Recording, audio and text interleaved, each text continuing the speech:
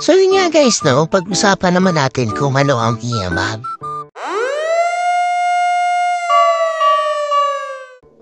Ang EMR o Emergency Medical Responder, ito yung mas mahaba na training kumpara sa first aid. Tumatagal ang training nila ng mga 5 araw o higit pa. Dito tinuturo ang pagkuha ng vital signs tulad ng PR, HR, RR, sa BP. Mas intense ang training ng EMR kesa sa first aid training. Kasi ang trabaho ng EMR ay i-extend ang buhay ng pasyente hanggang sa makarating na ospital para sila ng EMT.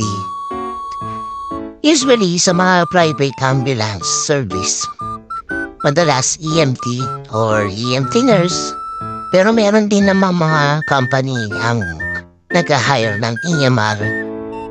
Pero sa mga barangay naman, mas madalas first aider. Hindi ko lang alam kung bakit. Siguro kasi mas maiksi ang araw ng training. 2 days lang. Tapos pwede nang sumumpa. Or siguro kulang din ang budget.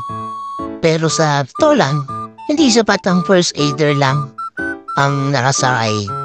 As maganda pa din na EMT or EMR ang sasakay para may proper intervention or management sa pasyente.